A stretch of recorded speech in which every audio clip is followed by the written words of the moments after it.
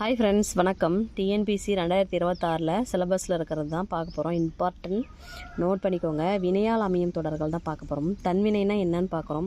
ஒரு எழுவானா இப்போ ஒருத்தவங்க இப்போ செல்வி அப்படின்னு சொல்லிட்டு எக்ஸாம்பிள் கொடுத்துருக்காங்க. ஒரு வினையை செய்தால் அது தன்வினையாகும். எழுவாய்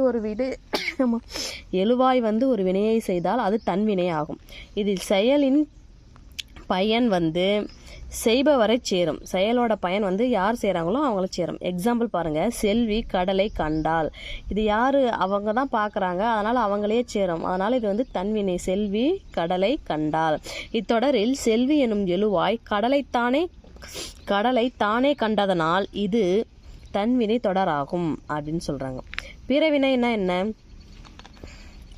எழுவாய் ஒரு வினையை செய்ய வைத்தால் அது பிறவினை ஆகும். எழுவாய் ஒரு வினையை செய்ய வைக்கிறாங்கன்னா அது பிறவினை. இது செயலின் பயன் செய்பவரை என்று பிறரை சேரும். அதாவது அப்போ அவங்க செய்கிறாங்கன்னா அவங்கள சேராமல் பிறரை சேரும் அப்படிங்கிறது தான் இது. பாருங்கள் எப்படின்னு சொல்லிட்டு. செல்வி கடலை காண்பித்தால், செல்விங்கிறது காண்பிக்கிறாங்க தான், ஆனால் அவங்கள சேராமல் மற்றவங்களுக்கு காட்டுறாங்க. அதை தான் சொல்கிறாங்க. இது பிறவினை வாக்கியம். செல்வி கடலை காண வைத்தால், காண்பித்தால், இந்த மாதிரி வந்தால் பிறவினை வாக்கியம். தன்வினையில் திருந்து ஓடு நட உருள்னு இப்படி வரும். பிறவினையில் திருத்து ஓட்டு நடந்து உருட்டு அப்படின்னு சொல்லிட்டு வரும். அடுத்தது செய்வினை. செய்வினைனா செய்பவரை முதன்மைப்படுத்தும் வினை தான் செய்வினை. செய்வினையில் பார்த்தீங்கன்னா எழுவாயும் செய்யப்படும் பொருள் பயனிலை எனும் வரிசையில் அமையும். செய்யப்படும் பொருளுடன் இரண்டாம் வேற்றுமை உருபு மறைந்து வெளிப்பட்டு வரும். எக்ஸாம்பிள் பார்த்தீங்கன்னா கயல்விழி கதை படித்தாள், கயல்விழி கதையை படித்தாள், இந்த மாதிரி வந்தால் இது செய்வினை. செய்யப்பாட்டு வினைனாவே படு பட்டது அல் அப்படிங்கிற ஒரு இது வரும். இப்போ பார்த்தீங்கன்னா எக்ஸாம்பிள் கதை கயல்விழியால் படிக்கப்பட்டது, அல் பட்டது, படு பட்டது, இந்த மாதிரி வந்தாவே நீங்கள் பார்த்தீங்கன்னா கண்ணை மூடிட்டு போட்டுடலாம். அது செய்யப்பாட்டு வினை. செயபாட்டு வினை என்பது செய்யப்படும் பொருளை முதன்மைப்படுத்தும் வினை செயபாட்டு வினை ஆகும்.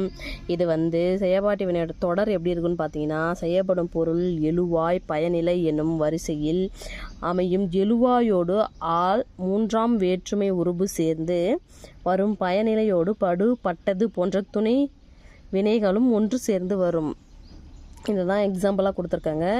கதை கயல்விழியால் படிக்கப்பட்டது அப்படின்னு வந்தால் அது செய்யப்பாட்டு வினை. செய்வினைனா கயல்விழி கதை படித்தாள், கயல்விழி கதையை படித்தாள் அப்படின்னு வருது. இது இரண்டாம் வேற்றுமை உருபு, இது மூன்றாம் வேற்றுமை உருபு. புக் பேக் கொடுத்துருக்காங்க பாருங்கள். எழுவாய் ஒரு வினையை செய்தால் அது இப்போ தானே பார்த்தோம் தன்வினை.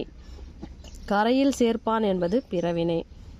பாடல் இலக்கியாவால் பாடப்பட்டதுன்னு வந்திருக்கு பாருங்கள், இது செய்யப்பாட்டு வினை. ஆடினால் பொறுத்துக. ஆடினால்னா யார் ஆடுறா? அந்த ஒரே பொண்ணு தான் ஆடுது, அது தன்வினை. திருத்தினான், மற்றவங்கள திருத்துறாங்க, அப்போ அது பிறவினை. புத்தகம் படிக்கிறான், இது செய்வினை. ஒரு செயலை அவன் செய்கிறான் தனிப்பட்ட முறையில்.